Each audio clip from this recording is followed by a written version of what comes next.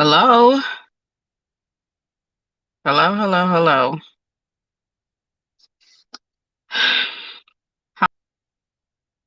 Okay, I think when I had this grand plan, I forgot one thing.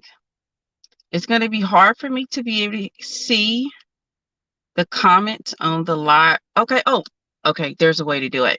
There's a way to do it. Tap on the comments, tap on a comment to show it on the screen.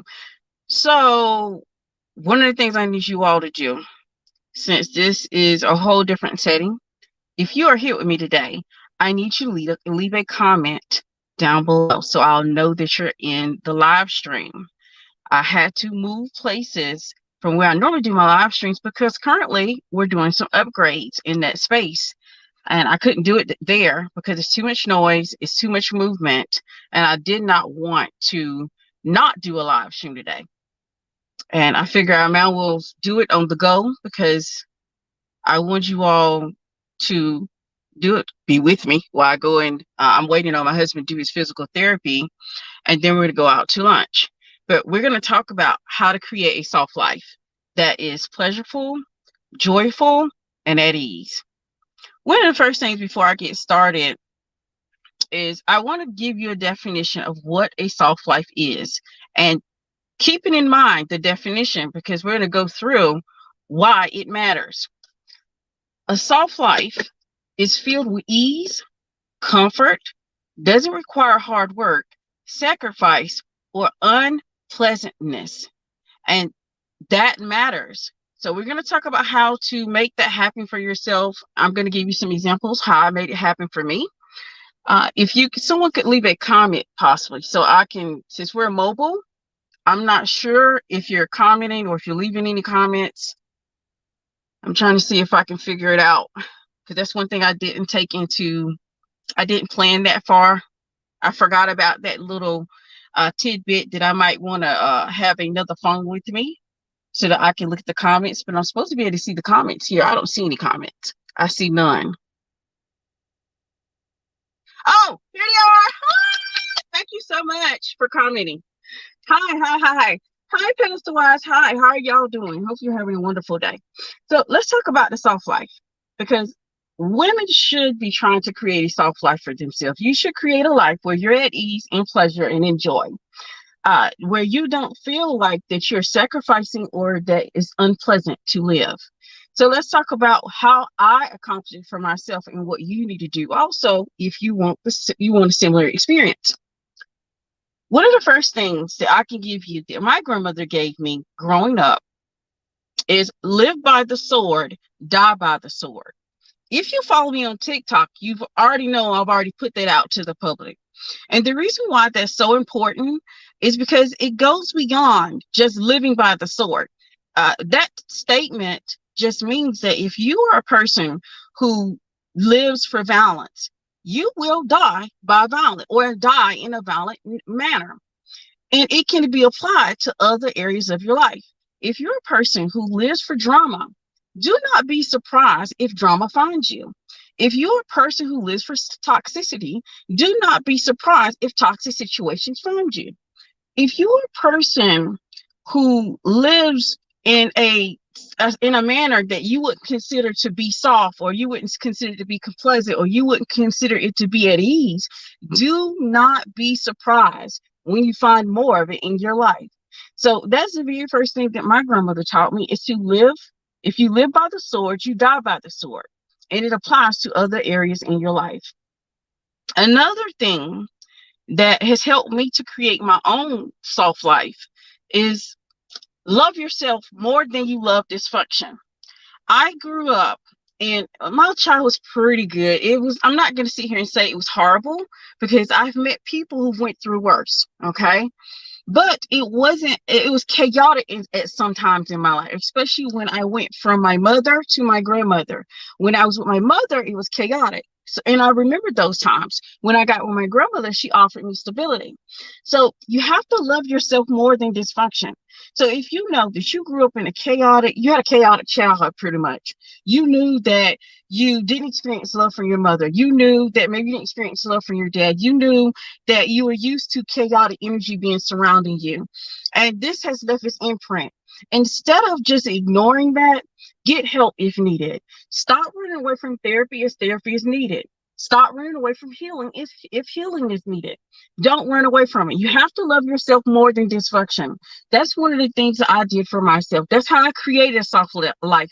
Because one of the things I've learned, and and this is one of the things I've learned, and I'm gonna be very open with you all. One of the things I've learned, you can have the tools of a soft life, but if you don't recognize it for what it is, it can bypass you. Because I married a man that's been very good to me, that's been a provider, takes care of me, just makes sure that every need, every want has been checked off and taken care of. But since I remember the chaotic time that I had with my mother, that left an imprint, and I couldn't be still in that relationship in the beginning. I had to go to therapy. I had to work through it. I had to journal. I had to do the work. And I had to realize sometimes I was creating my own unhappiness. I was creating my own trauma and drama, not realizing it. This is the reason why I said it doesn't matter if you have the tools of a soft life if you don't recognize that you have the tools of a soft life.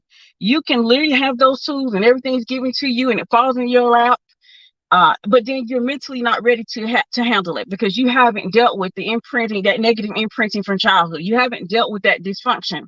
So you have to love yourself more than the dysfunction and want more for yourself. So you're willing to go to therapy.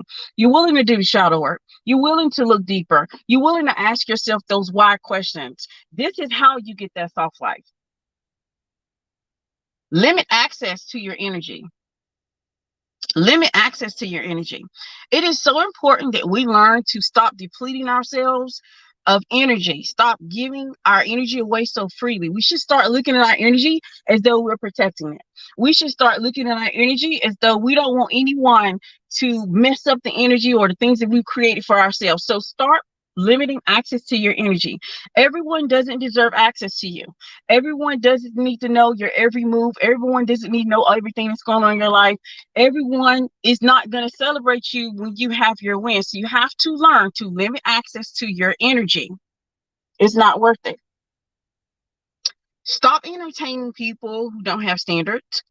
The thing is, I know you all think that if a person doesn't have standards, they're easy to manipulate. To a certain degree, yes. But a person who doesn't have standards doesn't have anything to lose. They will get you involved in some mess. So stop surrounding yourself with people who don't have standards. Stop surrounding yourself with people who don't have an idea or who haven't created rules of engagement for their own lives.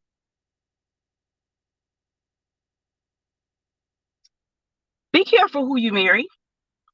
Be careful who you marry. That's like one of the most important things you're going to do for yourself. Who you marry matters.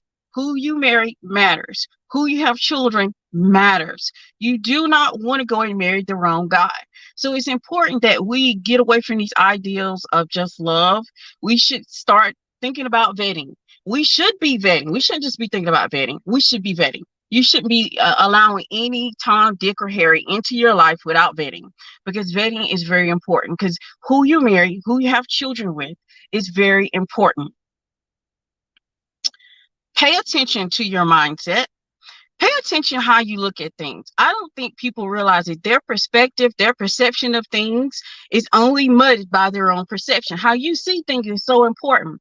Think about it. When you think about something unpleasant, is it unpleasant because you view it as such, or is it unpleasant because it truly is? Your mindset is so important.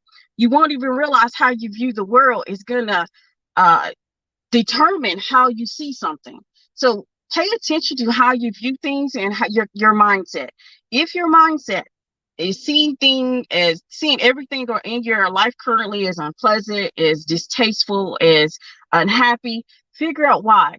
Figure out, is it truly that, or is it where you're seeing it and where you're perceiving it? Because that is important. That is another thing I've learned about mindset, how it can corrupt happy things. It can corrupt those joyful moments, how it can corrupt and have your mindset in a chokehold. So pay attention